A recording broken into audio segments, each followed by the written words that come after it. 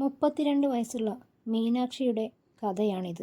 2 മാസം മുമ്പ് അവളുടെ ലോകം ഒറ്റ നിമിഷം കൊണ്ട് തകർന്നു. അവളുടെ ഭർത്താവ് അനൂപ് ഒരു അപകടത്തിൽ മരണപ്പെട്ടു. ഇവിടെ ഇനി നിനക്കുള്ള സ്ഥലമില്ല എന്ന് ആരും നേരിട്ട് പറഞ്ഞില്ല. പക്ഷേ നിശബ്ദത പറഞ്ഞു, മുഖങ്ങൾ പറഞ്ഞു, അവഗണന പറഞ്ഞു. ഒടുവിൽ അവൾ തൻ്റെ സ്വന്തം വീട്ടിലേക്ക് പോയി. അവളുടെ അച്ഛൻ്റെയും അമ്മയുടെയും വീട്. വാതിൽ തുറന്നപ്പോൾ അമ്മ കരഞ്ഞു. പക്ഷേ അച്ഛൻ്റെ മുഖം മാറിയില്ല. നാട്ടുകാരും വീട്ടുകാരും അവളെക്കുറിച്ച് സംസാരിക്കാൻ തുടങ്ങി. ഇനി നാട്ടുകാരെന്തു പറയും? നീ ചെറുപ്പമാണ്. അമ്മയും അച്ഛനും പരസ്പരം പറഞ്ഞു. നമ്മൾക്കും ബുദ്ധിമുട്ടാകും. അവളെക്കുറിച്ച് സംസാരിക്കാൻ മാത്രം വീട്ടിൽ മീറ്റിങ്ങുകൾ കൂടി.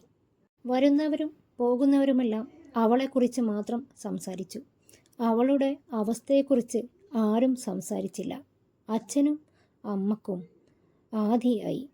അവൾ ഇവിടെ തന്നെ സ്ഥിരമാക്കുമോ? അവർ ചർച്ച ചെയ്തു. എന്നാൽ അവളുടെ സഹോദരനും ഭാര്യയും ഒന്നും മിണ്ടിയില്ല. അവർ അവളോട് വളരെ സന്തോഷത്തോടെ തന്നെ പെരുമാറി.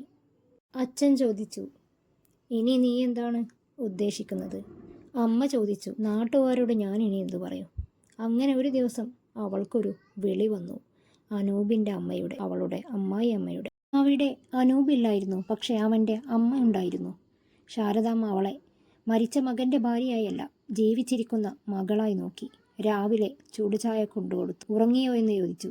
ഭക്ഷണം കഴിച്ചോ എന്ന് ശ്രദ്ധിച്ചു. അവളെ കുറ്റപ്പെടുത്തിയില്ല. അവൾക്ക് വേണ്ടി അവരുടെ കയ്യിലുള്ള കാശെല്ലാം നൽകി. മീനാക്ഷിക്ക് അമ്മയെ നഷ്ടപ്പെട്ട വേദന ഒരിക്കൽ കൂടി അനുഭവപ്പെട്ടു. അന്നു മുതൽ ആ വീട് അവളുടെ വീടായി. അവൾക്ക് ജോലി കിട്ടുമ്പോൾ ശാരദാമ്മ അവളുടെ കൂടെ നിന്നു. നീ ഭാരമാണ് എന്ന് അവർക്ക് തോന്നിയില്ല. ശാരദാമ്മ അവളുടെ തലയിൽ കൈവച്ച് പറഞ്ഞു, മോളെ, എൻ്റെ മകനെ ഞാൻ നഷ്ടപ്പെട്ടു. പക്ഷേ നിന്നെ ഞാൻ വീണ്ടും നഷ്ടപ്പെടുത്താൻ എനിക്ക് കഴിയില്ല. അവരുടെ മകനെ അവർ സന്തോഷത്തോടെ നോക്കി.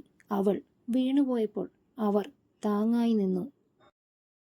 അവൾ ഇടറിയപ്പോൾ ശാരദാമ്മ അവളുടെ ശബ്ദമായി കൂടെ നിന്നു.